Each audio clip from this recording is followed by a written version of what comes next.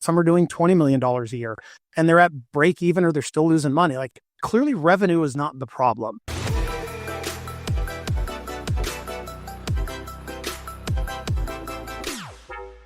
Hey Adam, how are you? Welcome. I'm great. Thanks for having me. Excited to be here. Yeah, I'm really excited as well. Looking forward for our chat. But Adam, before we get started, if you can share like 3 words that are most important to you and why. First and foremost, family man, which I appreciate is 2 words. I'm going to cram them into one. I am under no circumstance put anything before my wife and kids. That is a very clear priority, full stop. They come first. Second, I would say is curious. And I've been like this my whole life. I have to understand how something works. We were in Mexico this last week. Thankfully, we were out before all the mayhem ensued. And I was walking through this property that we were on, like looking at the lights that were built into the little like pedestals on the ground and trying to figure out how they wired the lights through the thing to get them down the pipes. Like, I am just insatiably curious. I have to understand the underlying schematics of how everything works. The third I would say is durable. And that is something that I earned and I built and I have done very intentionally. And I see that I have done that by selectively going and doing really hard physical things, like, 50K alpine trail runs for fun, not to be competitive. I backcountry solo archery hunt big game in Montana where we have big scary animals. Mm-hmm. I selectively do really difficult things because it helps me build the resilience that is required to be able to sustain and make it through entrepreneurship. And I was not always good at that, which I'm happy to get into. Well, thank you for sharing that. I mean, I'm still stuck on the curious, like the second word. It means that you need to know a lot and need to know everything and also going to the details, right? We know the devil is in the details. How do you balance just going so deep and just running a company with the founder of Pentane, right? How do you balance going very, very deep, but also have the bird's eye view or the holistic view of how to run a company? It's really hard, to be fair. Like, it's really difficult. I have to set guardrails for myself. For example, Pentane is it started as a SaaS company. It's becoming a lot of different things now, but I'm not a developer. I shouldn't be doing development. It's really difficult for me to not spend the time to understand like the underlying code base and what it's doing and how it's doing it. But like, that is a guardrail that I had to put in place because early on I was spending an awful lot of time in a space I should not be in. Like, there are people, this is pre-AI, there are people that have spent their whole lives figuring out how to do that thing really well. Like, I should just not be in that space. So I have to put blinders on and put up some guardrails so I don't get shiny object syndrome and just do everything. Yes, I know it's not easy, right? As founders, I mean, we have to wake up every day and say, okay, what we are not going to do today, right? So that's an important thing to remember. So Adam, many founders and brand owners celebrating always like revenue milestones, right? Well, what do you think, revenue can be misleading sometimes? I think that every KPI without context can be misleading. And revenue is the one that we hear about a lot. I mean, if we've all been at a networking event where you're in a conversation with someone, and maybe this has been you. I've always been trying to keep headcount as low as possible. So it's never been me. I've been a lot of other things, let's be clear.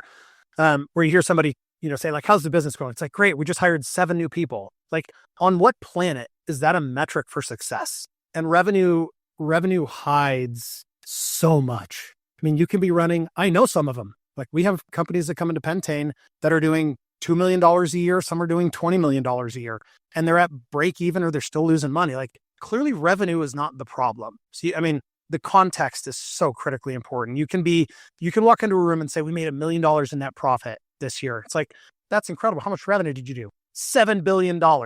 Okay, well, that's awful. I mean, the context is critically important. If you did $7 million, that's fantastic. Good for you. But you have to have context for any KPI to mean anything. Yes.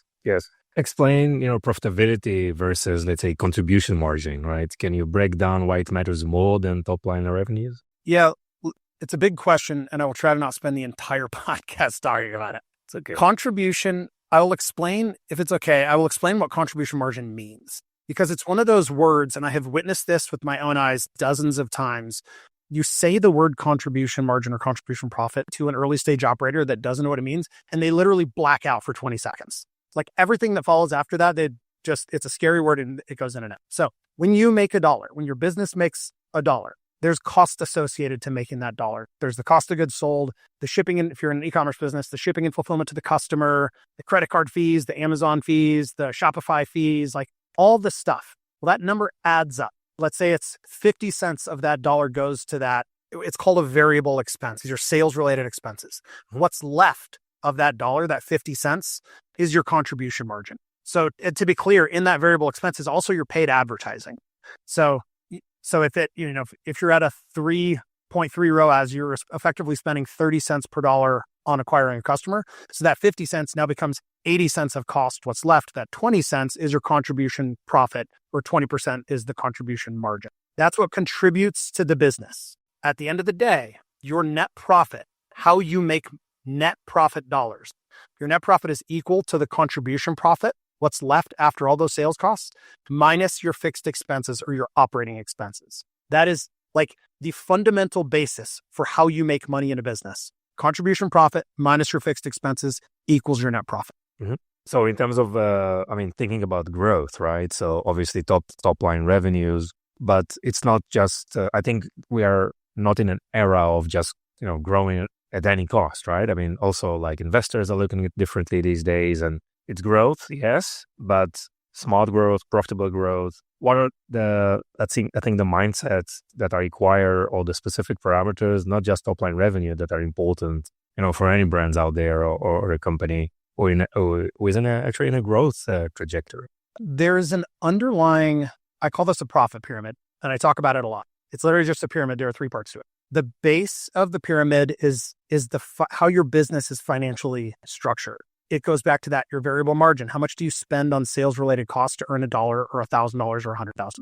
How many employees do you have? What are the healthcare benefits? What are you paying your legal team every month? Like your office, all that stuff is the other side. It's those fixed expenses. Well, the relationship between those two things are critically important.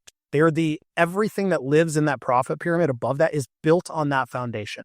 The next step up, there's only three parts of this pyramid. It's very simple. The next step up, which are critical metrics that we spend a little bit of time on generally, not a ton, but like a little bit, are things like your average order value, your conversion rates on the website, lifetime value, customer acquisition cost. We spend a little bit of time on that. At the tip of the pyramid, where particularly in like a sub $20 million e-com business, they tend to spend 95% of their time is on creating content, trying to get eyeballs, dealing with impressions, arguing about click-through rates, like chasing ROAS. And they could do that extremely well.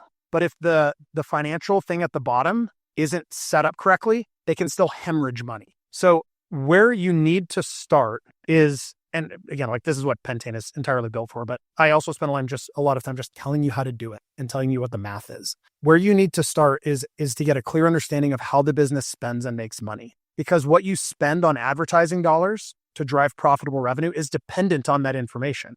How those advertising dollars need to perform from a return on ad spend or customer acquisition costs, like the 1,000 KPIs that you can do in marketing, they're entirely, every single one of them. How you make decisions around this is dependent on that information in the base of that pyramid. So there's this really important correlation between the two, but we typically have a tendency to only focus on the one because the other one is scary and it has an F word in it, which is fine. Yes, and they are obviously interconnected. One is influencing the other, right? And Adam, it also probably changes over time in the life cycle of the company, right? I assume they're in a product market fit stage, or in growth stage, or stagnation. What are your thoughts in terms of the various stages? What founders need to pay attention to in each one of those stages? In the really early stage, the way that I think of it is like a boat. When you're starting out, you have a small boat. You have a boat, but it's tiny.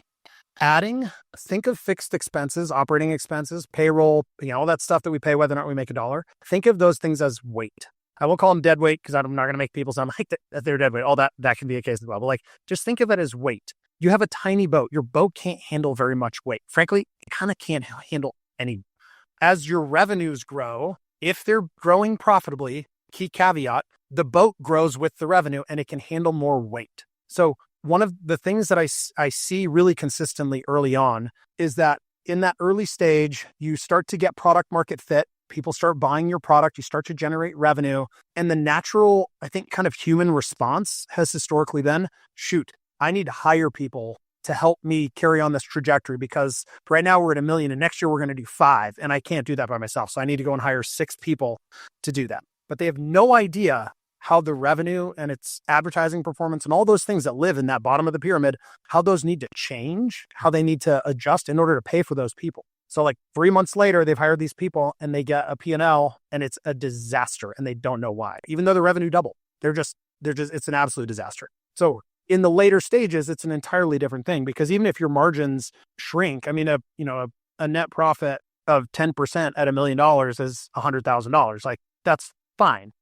A 5% net profit at $50,000 at $50 million is an entirely different ballgame. So the businesses can afford different things. You get economies of scale with respect to manufacturing and things, which brings down cost of goods, which expands that contribution margin, because our variable cost relative to the dollar comes down. So there's all sorts of advantages that you get as you get bigger. They're just sort of this really difficult phase. It's like the 0 to 1 is the hardest phase, and then 1 to 10, 1 to 20 is also is not easy, because you get into this cash flow challenge where you're trying to buy more inventory than you can really afford to buy, but you need it because you can sell it. So yeah, it gets difficult. But those are the critical stage. It's an absolutely critical stage to understand the math inside your business. Sure. And you mentioned cash flow. It was actually my next question. Obviously, we talked about revenues, contribution, right? Even net contribution and gross margins and variety of parameters. These are all like P&L probably related items. And obviously, cash flow is probably where companies live or die, right? And obviously, in a brand related kind of an ecosystem, we have the inventory side of things, which is probably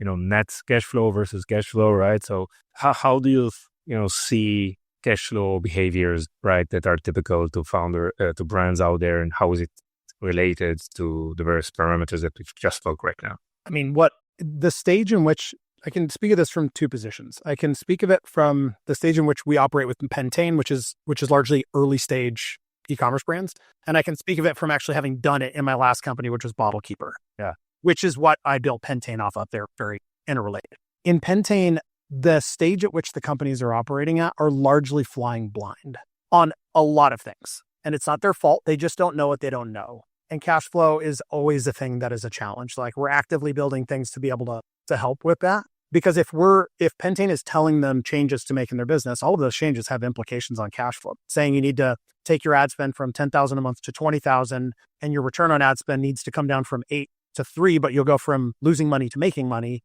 There's a cash flow implication in there, right? It's a big math problem. How we dealt with that in Bottle Keeper, which is an e-commerce business my cousin and I started in 2013. I mean, we grew that to 10 million in revenue, total of 10 million revenue in the first 3 years with no employees, no investors. We got into tens of millions, and when we got acquired, we only had 4 team members and still no investors. How we did that is we managed massive, complicated spreadsheets. We were both good at math. We wrote math to solve the problems and answer the questions that I needed to have as the CEO of the business that was also spending millions of dollars a year in Meta, like me pulling the levers, building the ad campaigns, doing it all. There were questions that I needed to have answered that we couldn't find anywhere. So we just built these really big, complex systems, and cash flow was a huge piece of that. Nice. So what's the success with Bottle Keeper teach you about scaling that most founders, learn too late, probably? Staying lean. I mean, it's hard to prescribe the value that comes from staying lean from an operating expense standpoint. At the beginning of Bottle Keeper, and to be fair, this was in the era of, our first big inflection point was in 2014 when Meta, or at the time was Facebook, yes, launched their video ad platform. Different time. Yeah, we got to ride that. We got to show our product, which you had to see in action. And it just, we went from like 150,000 a year to 1.5 or 8 million a year to 8 million a year. Like, we could not make the product fast enough. But this is the key point. Even though CPMs were cheap, it was super cheap to acquire customers in those days.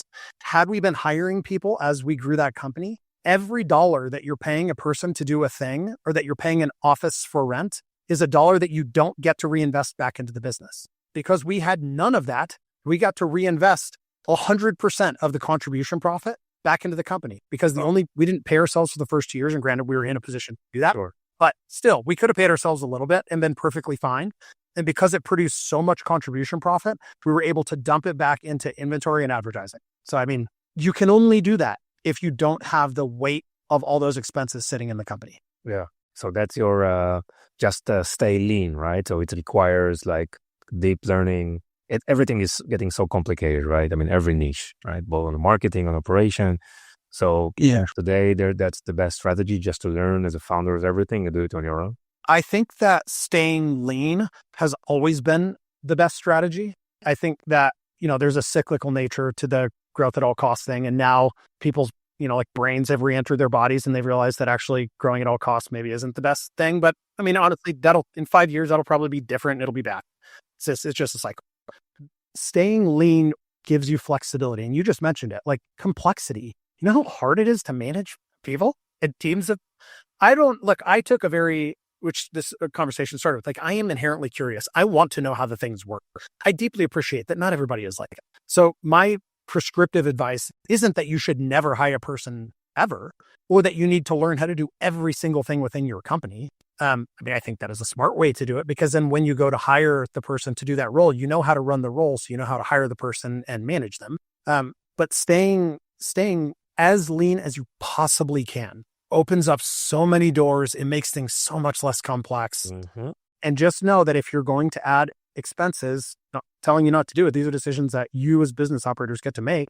As you go and add them, make sure that you understand how the business needs to pay for them. What needs to change in the business to cover that expense, especially if that role is not a revenue generating role. If they're a salesperson, hopefully they're paying for themselves and that math is relatively straightforward. But if it's an operations person, if it's it's an assistant, it's pick a role. That's an in-office, non-revenue generating role. Just understand what needs to change to pay for that. Yes, because there are a lot of like common practices. If it's like a very repetitive task, right? Probably you need to outsource it to someone else, right? And just spend more time on thinking, on growth and innovation, right? So that's usually a recommendation. But I understand what you mean by stay lean and just. Definitely today with agents, with AI agents and a lot of tools that you can do a lot of things right on your own. And you mentioned growing through paid media. What do founders need to learn about paid media? How do they know that it is truly working? ROAS is fine, but it's not the only parameters that is relevant, right? Yeah, I like putting things in buckets. So I'm going to put those things in 2 buckets. What should they do with it, and how do they know it's working, are 2 different issues. From my perspective, what they should do with it is not depend on it. One of the biggest mistakes that we made, probably the biggest mistake that we made at BottleKeeper, was because of the timing of hitting Facebook, getting really lucky on timing. That's generally where luck takes place, is in timing. Can't plan for it. It's just something that happens. We got extremely dependent on Facebook and Instagram for customer acquisition. And we got to really, decent scale. We never figured out how to get out of that. And it got really hard. Toward the end of the business, it got really hard to maintain profitability at scale because we were too dependent on those channels that were, riding a slippery slope. They're never going to get less expensive. They did during COVID, which is, again, an unlucky thing for the world and a lucky thing for a handful of e-commerce businesses, BottleKeeper included. So figuring out ways to use paid media to supplement the fire that is already burning in your company, but I would be really, really careful to not start the sales fire on paid ads. So that's what I would do differently today than what happened 10 years ago. The second question of how do you know it's working? The answer to that question is contribution profit. The answer to the question is being able to look at the amount of contribution profit from your direct to consumer channels that is being generated in the business and put a trend line over that graph. And is that trend line going up or is that trend line going down?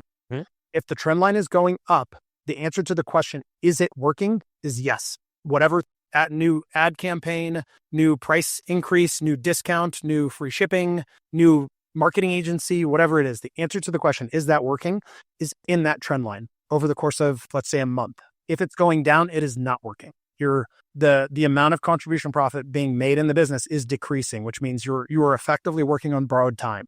As the closer that gets to zero, like red alert, danger. It can go upside down where you get to the point where you're spending $1.10 to earn $1. I see that happen.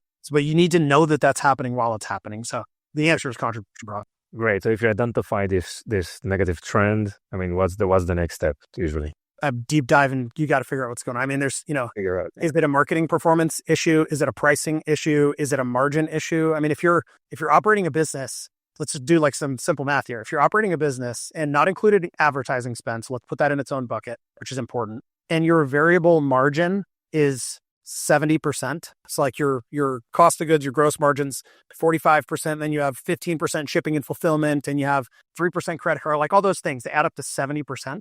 That means before you spend $1, you only have 30 cents of every dollar going into contribution margin. And then you run a 15% discount, like game over. Yeah. I mean, unless you're going to crush a 10x ROAS, which even if you do, now your contribution margin is only 5%. Yeah.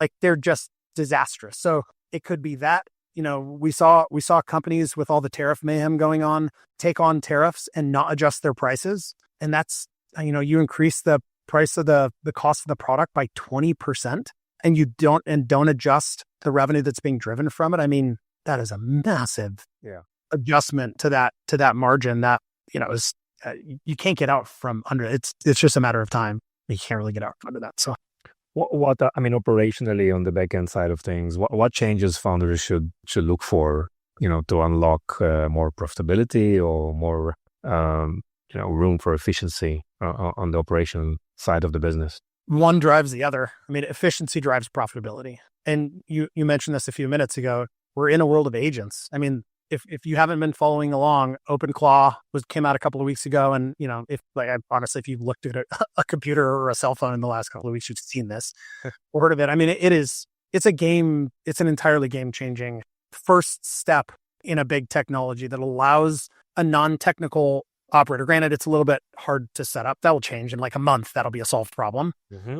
But it gives you the ability to talk to an AI like it's your buddy or your team member or your employee or whatever. And that AI does all the prompting to all the other AIs. Like it can do almost anything that a human can do from a blocking and tackling standpoint. Like all the menial tasks and things that we would have historically hired an assistant for an operations person or a this or that. You can now today, you can do the vast majority, if not all of those things for free for a $200 a month, like Claude Max plan.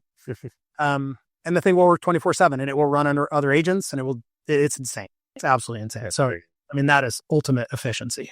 Great, Adam. So tell us about Pentane. Yep. Pentane it's a profitability system that I built out of my experience at BottleKeeper. It's effectively like my experience base and brain in a software platform. So it connects to the financial systems in an e-commerce business, like, their QuickBooks or Loop or whatever they're using. It connects to your Shopify accounts and Amazon and all the places that you spend dollars on advertising. And it uses the financial information to create this understanding of how the business needs to run in order to be profitable. And you set a goal. You say, I want to, we're losing money. I want to get to break even. And it will just tell you what to do. It will say, you need to increase your prices by 7%.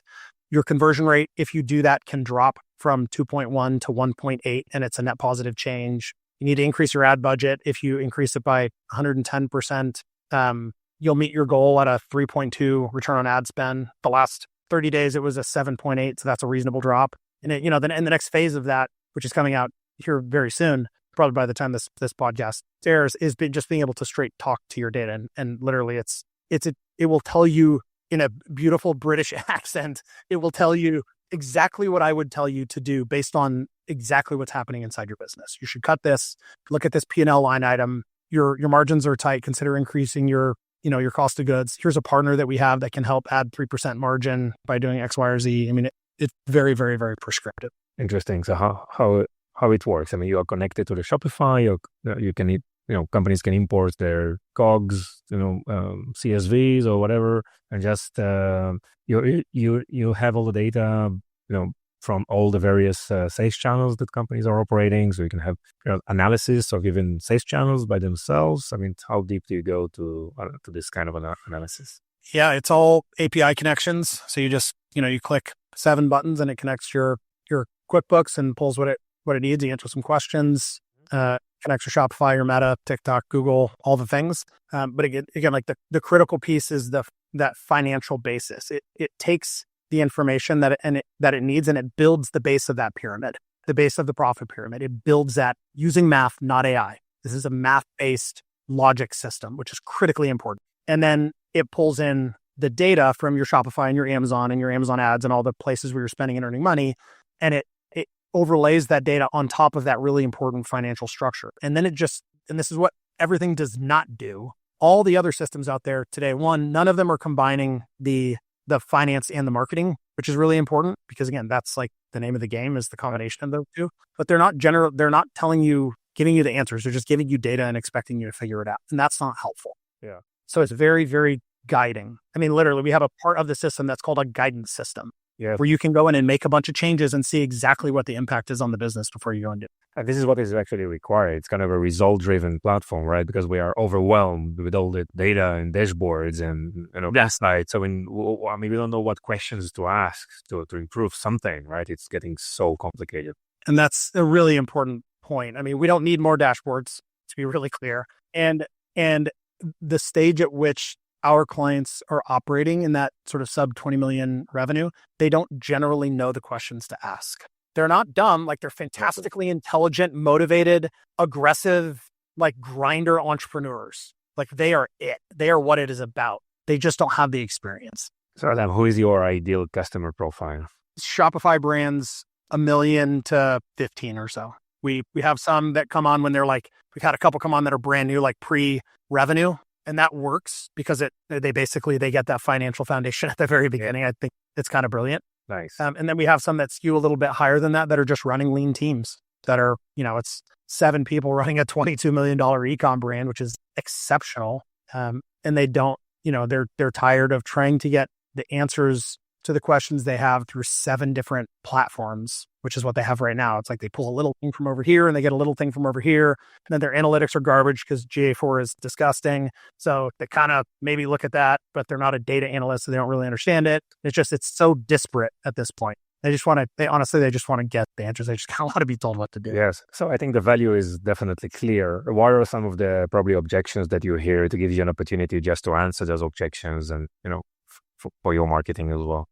Yeah, I mean, we don't get a lot of objections. What we do get, which is completely understandable, is it takes a while for the trust to build.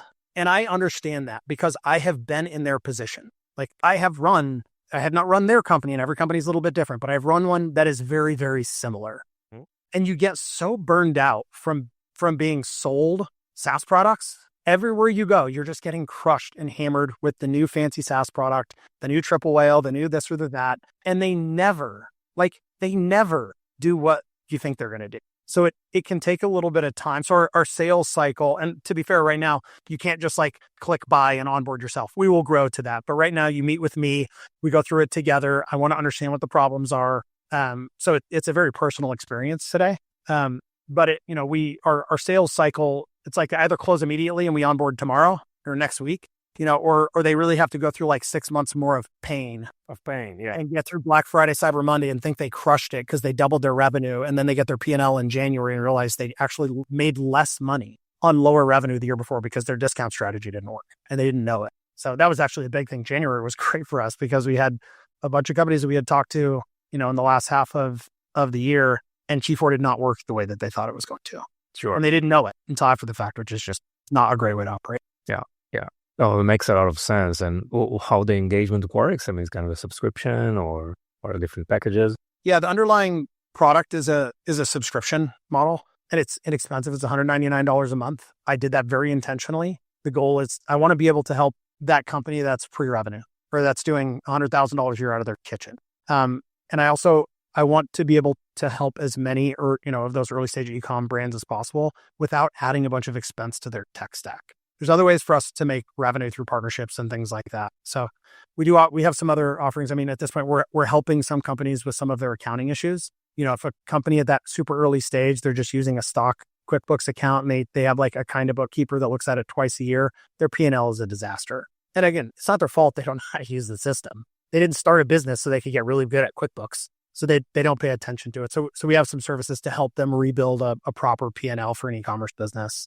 I do a little bit of like one-on-one advisory stuff that's really limited, but it's a need that keeps coming up, and it helps us inform 100% in a really personal way, like what to build and how to build it. And yeah, I know. I mean, I feel this is also for us as a company, and I hear this from a lot of founders out there that yes, technology layer is important, but services, hand-holding, like white gloves type of engagements are more and more required, just moving to a kind of a results-driven, less on clicking buttons, right, in a SaaS platform. So that's definitely the right way to go. So how people can find you, right, and the company? You can find the company at pentane.com, pentane.com.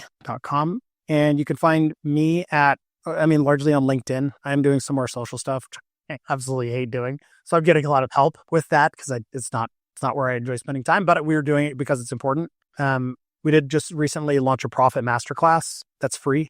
It's a 14-part series that I go through literally all the stages of how to think about your business and the changes to make them within it to operate profitably. And you can find that at pentane.com. Nice. Adam, anything else you want to add? No, I think we've largely covered it. I mean, if there's one big takeaway, it's just stay lean. Stay lean. Nice. As long as Yeah, I love that. That's a great summary. Adam, thank you so much. It was really interesting and a pleasure to host you here. Thanks for having me. Enjoyed it.